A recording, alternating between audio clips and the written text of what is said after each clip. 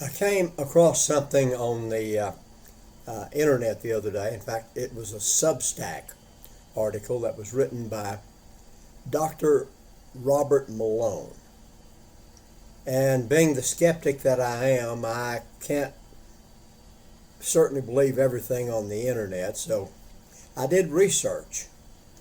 This is an article about the United Nations Summit of the Future. And I went to the United Nations website. I'll go ahead and put that up for you right there. I went to the UN website and looked at exactly what is here, and this is true. So I want to share it with you. This is disturbing. From September 22nd and 23rd of 2024, the United Nations will convene a summit of the future to obtain official states parties' signatures on a series of multilateral pacts or international agreements between participating nations. Now, according to the website, the aim of the summit is twofold. First, to accelerate efforts to meet our existing international commitments, and number two, to take concrete steps to respond to emerging challenges and opportunities. This will be achieved through an action-oriented outcome document called the Pact for the Future. The pact will be negotiated and endorsed by countries in the lead up to and during the summit in 2024. Folks, this is this year. Negotiated and endorsed by countries during the summit of 2024. Now, the result would be a world, an international system that is better prepared to manage the challenges we face now and in the future, for the sake of all humanity and future generations. Now, do you see where we're going with this?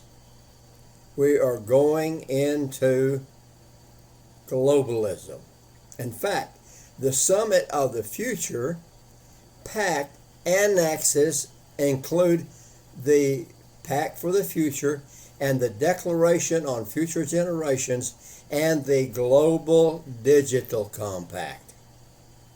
That's important. In other words, this Summit of the Future will define a new international system, otherwise previously known as the New World Order. The political, legal, and organizational and bureaucratic structure of this new international system will set above, in other words, it will supersede the prior internal and external national legal structure of state parties that signed the Pact of the Future Agreement and its annexes. This is precisely the political and organizational structure implemented in Europe as the European Union, where formerly independent nation states no longer control their own internal and external affairs, but rather must defer to the centralized decisions of the European Council, which is neither elected nor accountable to the citizens of the nation states. And put it in another way, the final days of the Biden-Harris administration, it is likely that the sovereignty and independence of the United States of America will be legally subjugated by executive agreement to a new international system centered around the United Nations, its partner, the World Economic Forum, and the network of global public-private partnerships and non-governmental organizations that will set policy agendas for this international system. The sovereignty and independence of the United States under this, now notice this is an executive agreement signed by the President of the United States as an executive agreement. Now, on September 22nd from 10 a.m. to 1 p.m., the Transforming Global Governance and Turbocharging the Implementation of the 23rd Agenda for Sustainable Development. As we move down into the other part of the agreement right here, international agreements are formal understandings or commitments between two or more countries. It can be bilateral between two countries or multilateral, which is between many different countries. According to the U.S. government, now listen to this. According to the U.S. government, and I'll look this up in the Constitution, a treaty is legally binding between states, that's countries, under international law. A treaty can be called a convention, a protocol, a pact, an accord, and so on and so forth. The content of the agreement, nor its name, makes it a treaty. The situation is reminiscent of the UN Agenda 2030, which President Barack Obama approved as an executive agreement at the very end of his second term. It appears likely that the Biden-Harris administration will agree to execute these Summit of the Future Pact documents as executive agreements, thereby bypassing and avoiding Senate review and concurrence. Now, international law supersedes state law. The Supremacy Clause of the Constitution of the United States establishes that the Constitution, federal laws made pursuant to it, and treaties made under its authority constitute the supreme law of the land. In other words, this executive agreement can be signed by the president or vice president, and it becomes an executive agreement. Now, I always thought that the Constitution stated that the Senate had to ratify by 2/3 of the votes for a treaty to become binding. But as I looked it up, the Senate does not try to ratify treaties. It simply may approve or reject a resolution of ratification. If it passes, then it becomes an instrument of power. And if it does not approve for ratification, all but a small number of treaties negotiated by the presidents and representatives, in some cases when the Senate leadership believed the treaty lacked sufficient support for approval, it did not ratify the treaty, but normally it was withdrawn by the president. But in recent decades, presidents have frequently entered the United States into international agreements without the advice and consent of the Senate. These actions, called executive agreements, though they are not brought before the Senate for approval. And if they are not ratified by the Senate, they do become a commitment to a global system of socialism and central planning. Also, part of this Summit of the Future is an agreement to enter digital compacts, which means that all nations that sign onto this would be under the supervision of the United Nations, and they would have to submit to global currency, which of course brings us to global control of our currency, of our information.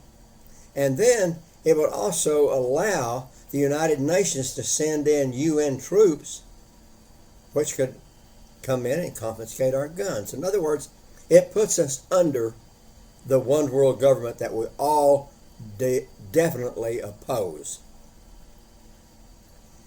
You know, I have heard for years that the United States is not mentioned in eschatology or in end-time prophecies, and it's not. And I've always thought, how in the world would the United States ever agree to a one-world government? Well, we as the people don't have to agree if this can be done by the president under an executive agreement. If it happens, and it hasn't happened yet, and I don't know if it will happen, but if it happened, I question whether Donald Trump, if he is elected president, could undo it. There'd be a fight, and there might be a there might be a war. For what we're seeing right now happening in our nation, with all the influx of the illegal aliens, with all of the crime that's going down, and if you've been watching news at all, you've seen the Venezuelan gangs take over apartment complexes in Aurora, Colorado.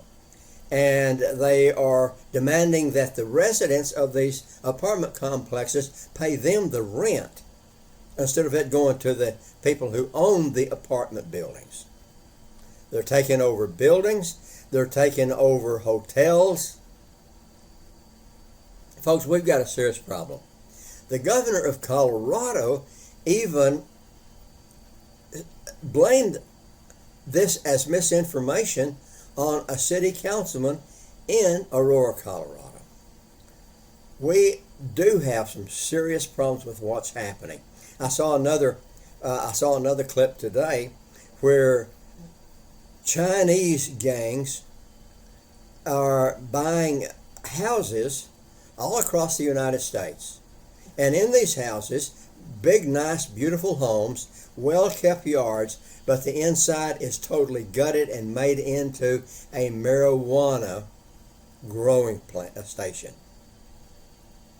You look it up. This was even a CNN article that I saw.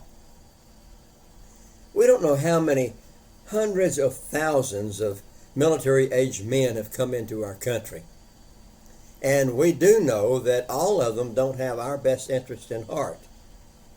We don't know how many Hamas are actually here.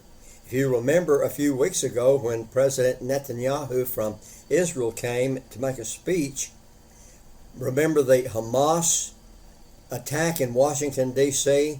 on our flag and on our statue?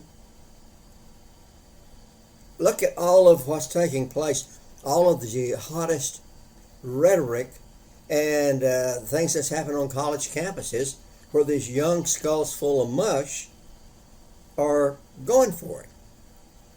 I saw where gay pride is now standing with the Palestinians and Hamas. If anybody knows anything about Islam, homosexuals are killed. They're hated and destroyed. Man, do we have some stupid people in this United States. We've got some serious problems, and we have crossed the Rubicon. I predict, and I hope to God that I am wrong, but I predict that we're going to have armed conflict in this United States that we have never seen before. And when it happens, it's going to destroy our economy, it's going to destroy our business structure, and we are going to be in a chaotic period like we have never seen before, certainly in our lifetime. Do everything you can to forestall this. Get involved in this election, and let's see if we can buy some time and get on our knees before God. He's the only one that can get us out of this mess. If it's His will, we can turn this nation around. And if not, I would predict that the rapture is very near. Something to think about, folks. It's time for you and I to get right and get on our knees and see if we can save the greatest nation on the face of the earth.